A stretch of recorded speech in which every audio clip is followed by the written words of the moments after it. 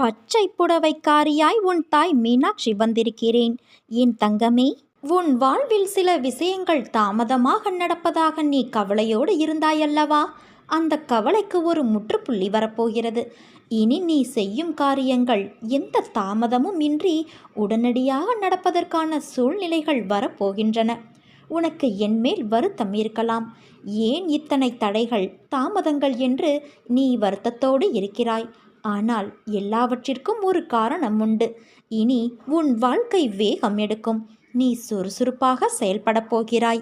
உன் வாழ்க்கையில் இனி என்றும் வசந்தமே. செயல்களின் வடிவம் சிந்தனைகளிலிருந்து ஆரம்பிக்கின்றது. பல சிந்தனைகளை நீ அன்றாடம் சந்தித்து கொண்டுதான் இருக்கிறாய். ஆனால் செயல் வடிவம் கொடுத்ததாக தெரியவில்லை. ஏதாவது ஒரு காரணம் கொண்டு காலம் தாழ்த்தி கொண்டே வருகிறாய். காலத்தை அறிந்து பயிர் செய்.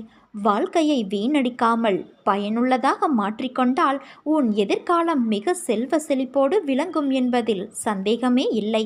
சோர்வை என்றும் வளர்க்க விடாதே. பேசும் வார்த்தைகள் உள்ளத்திலிருந்து வருபவை. அதனால் வார்த்தைகளை பிரயோகிப்பதில் கவனம் கொள். என் தங்கமே, நீதான் உனக்கான வாய்ப்புகளை உருவாக்கி கொள்ள வேண்டும். வந்த வாய்ப்புகளை மிக நன்றாக கையாள வேண்டும். நீ முடியும் வரை முயற்சி செய்ய வேண்டும். நினைத்த செயலில் வெற்றி பெறும் வரை வெற்றியை சிந்தித்து கொண்டே இரு. வெற்றியை உருவகப்படுத்திப்பார். பிறகு தானாகவே வெற்றியை உருவாக்க தேவையான சக்தி உன்னிடம் செயல்படத் தொடங்கும். நம்பிக்கைதான் நிகழ்ச்சிகளை உருவாக்குகிறது. நீ என்ன நினைக்கிறாயோ அதுவாகத்தான் நீ இருப்பாய். இனி என்ன ஆகப் போகிறோம் என்பதையும் அதுதான் நிர்ணயிக்கிறது. நீ இப்போது எப்படி இருக்கிறாய் என்றால் இதற்கு முன்பு நீ என்ன சிந்தித்தாய் என்பதை பொறுத்துதான். அதனால் என் வார்த்தைகள் மீது நம்பிக்கை வைத்து இனிமேலாவது காலத்தின் அருமையை உணர்ந்து செயல்பட்டால் வாழ்க்கையில் உனக்கு என்றும் வசந்தமே. நல்லதே நடக்கும். இருளை கண்டு மிரளாதே. வாழ்க்கை என்றால் இன்பமும் துன்பமும் இணைந்ததுதான். இன்பத்தை மட்டுமே அனுபவித்தவனும் இல்லை, துன்பத்தை மட்டுமே அனுபவித்தவனும் இல்லை. கடினமான காலங்களில் நீ எதிர்கொள்ளும் அனைத்து பிரச்சனைகளும் உனக்கான வாழ்க்கை பாடத்தை கற்றுக் கொடுக்கவே வருகிறது என்பதை உணர்ந்தாலே போதும். உன் மனம் சீராகும்.